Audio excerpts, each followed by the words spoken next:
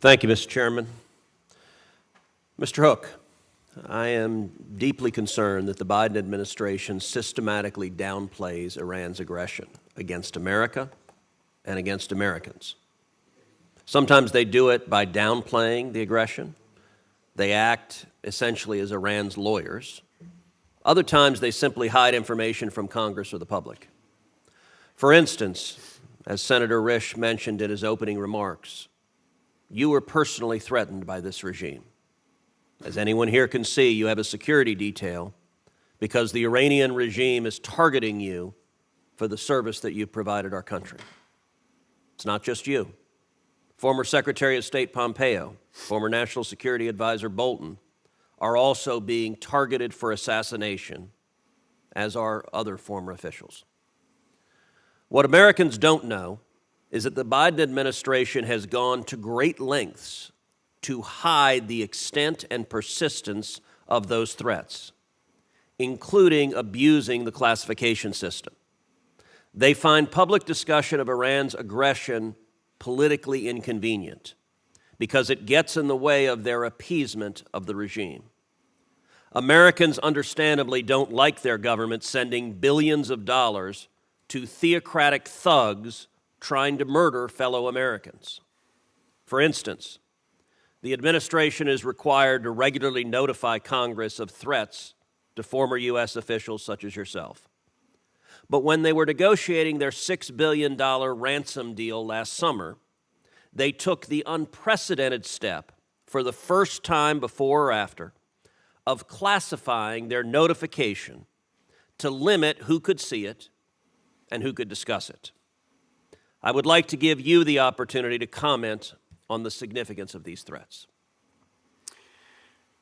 Senator, I don't have access to the intelligence anymore. I also don't have any visibility into the process whereby the persistent threat determination is made. What I can say is that I'm grateful to the committee and to the Senate and to the Congress for its funding that provides protection for me and my family. I'm grateful to the Office of Diplomatic Security at the State Department that provides that protection. I wish we were in a place that it was not necessary, but that is where we are. And again, I'm grateful to this committee for its support on that matter. Well, let me say, Mr. Hook, I want to say to you and your family, thank you. You should not have to endure this as the price of public service. And I think it is completely unacceptable that the current administration has flowed $100 billion to a regime that is actively trying to murder former senior U.S. officials. I want to turn, you were saying a moment ago about how Iran has not felt any of the pain despite its actively directing and funding proxies. I want to talk about how the Iranian regime funds the proxies that are attacking Americans, that are attacking Israel, that are attacking our allies. During the Trump administration, you were part of the team responsible for imposing a maximum pressure campaign against the Iranian regime. That was the right strategy. That's how you deal with enemies that are trying to kill you. And you specifically targeted Iran's energy exports. That was very successful. The Trump administration, through focusing sanctions, was able to reduce their exports from 1 million barrels a day down to approximately 300,000 barrels a day. However, when the Biden administration came into office, they dismantled that pressure.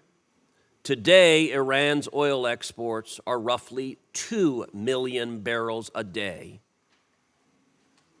largely sold to communist China, and uncountable billions of those dollars have flowed towards the Ayatollah to be used for terrorism, to murder Americans and murder our allies. Biden administration officials say they're doing their best, but they simply cannot do anything at all about this, that they are helpless to stop the billions from flowing to Iran to be used to attack our country. Is that your assessment? Are they in fact helpless? Is there nothing they can do to impose costs on Iran and to cut off their cash?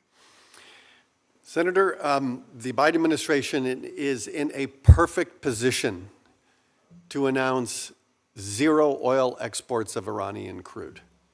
And I would also say they should do the same thing on petrochemicals and industrial metals.